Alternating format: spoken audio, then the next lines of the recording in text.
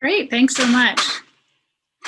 So I'm in the Department of Public Health Sciences and the Department of Global Development Studies. And today I just decided to bring in two of the kind of easy techniques that I used last fall and in the previous year and will continue to use to build engagement and communication among my students. And it's really very similar to the previous presentations about sort of building community and showing that support that you have for your students.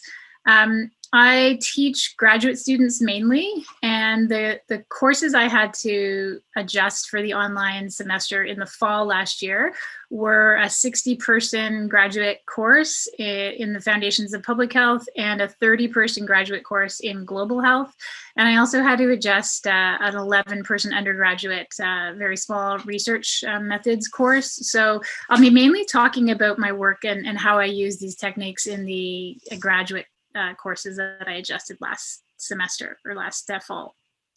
So this is the outline of what I'm going to talk about. First, I'll just kind of go over the why. Why do I think that it's so important to do individual student check-ins, and then I'll talk about the two techniques specifically, and then a little bit of reflection on my experiences using these techniques and how they worked for me. I'm hoping that we can have a bit of discussion and Q&A afterwards in the breakout room. So I know that we're working our ways towards those. So the why for individual student check-ins. Well, students are people and teaching is a social enterprise. And from social learning perspective, student communication and building social connections with students are really seen as critical aspects of learning. And we want to build relationships with our students to better be in touch with their experience.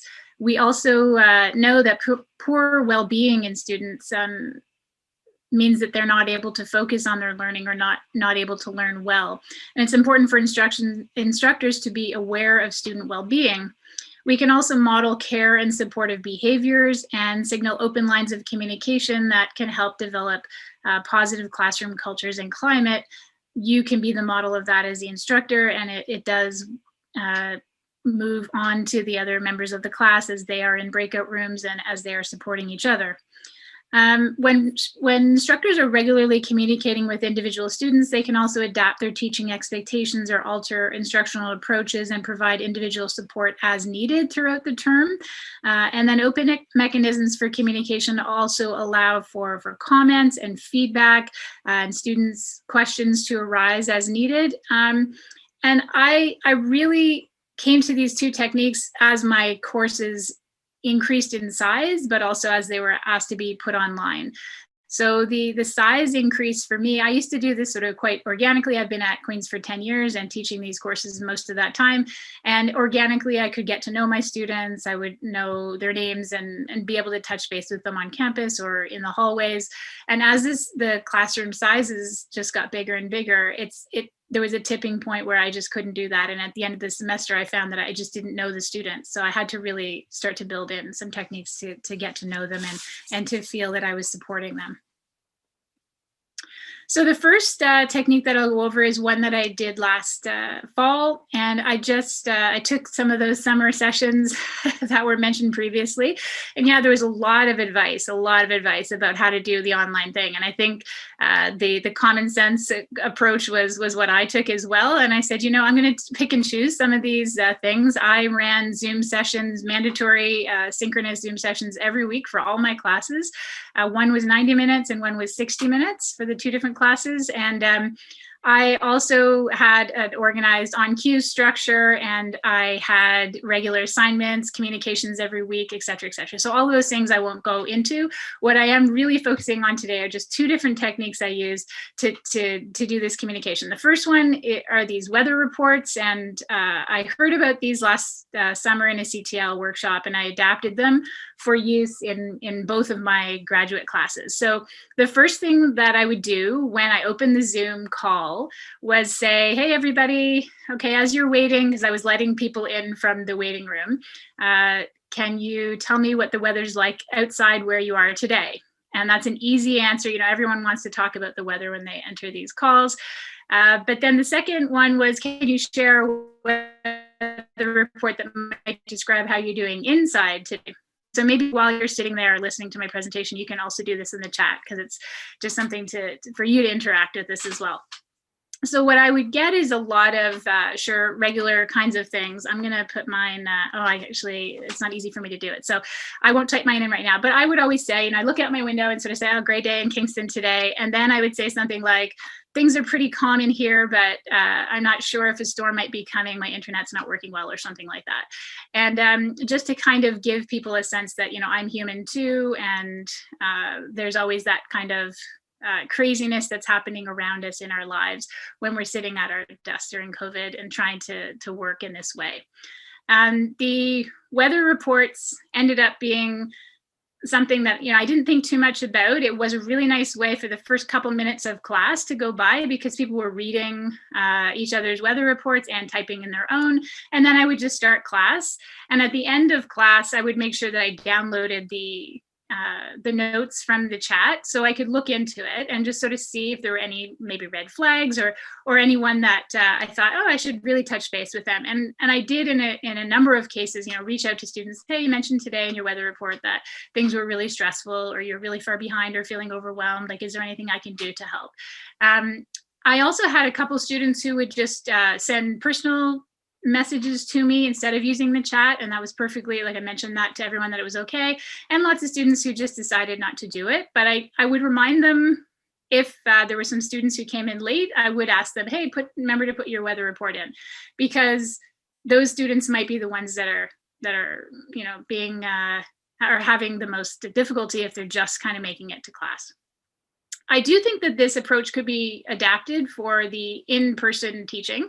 You could have a whiteboard as you walk in with a couple markers, and students just put in, how they're feeling today, or some sort of internal weather report on the board. And again, students get a chance to do that as they're walking in at different times. And then there's something to read for the students as they're waiting for you to start the lecture. So I think I might start it, because literally the QSAT, or the student evaluations, every second one mentions these weather reports. And I didn't think that they would be that influential on students' perceptions of feeling supported and cared for, but they definitely did. So really easy thing to do, and worthwhile. The second were something that I had used prior to the, the online teaching, and I didn't use them specifically in online, but I love these so much that I'll just go over them quickly so that people are aware of them. And these are multi-purpose name cards. So the front of a name card, I have an example here. It's a really simple, piece of paper folded up, like literally just a piece of paper. The front has a place for the person's name. And for me, I teach students from different programs. So I have a place where they can just put what program they're in. And then on the back, there's just a bunch of lines that show a place for every week of the course. So if it's a 12-week course, you'd have 12 lines. And here's an example of my template.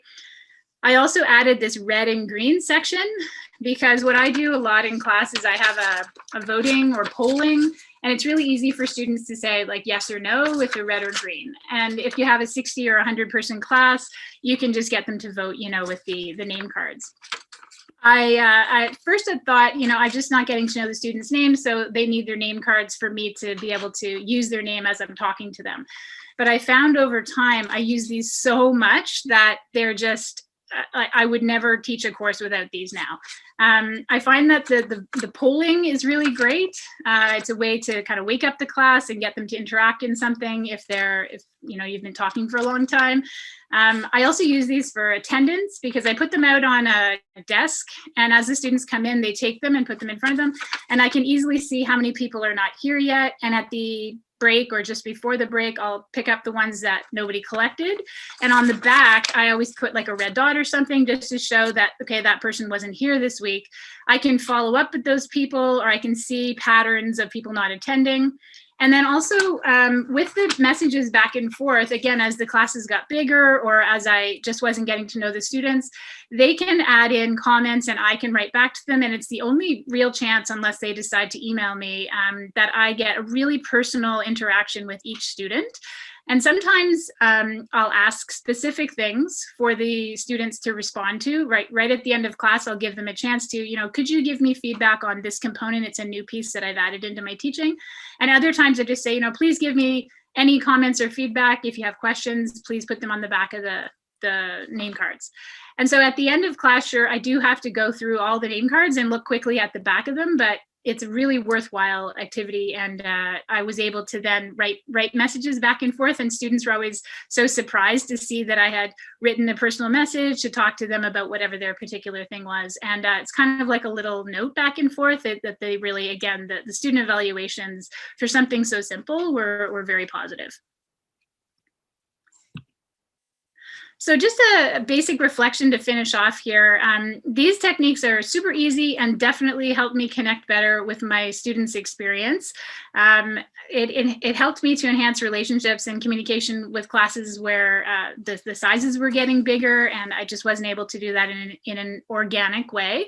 I have been able to adjust my teaching to meet student needs, and it's given me a huge amount of insight into what things were appreciated by students and what were not appreciated by students. And I would not have known that going along, because the student evaluations that are done closer to the end of term, it misses out a lot of those details, especially in the early part of the semester. I do think that this online semester has been an extra opportunity for us to ensure that we show care and support for students. And these were two very basic ways to be able to do that I would encourage others to try.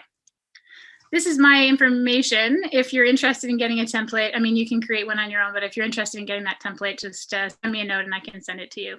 Thanks so much, everyone, for listening.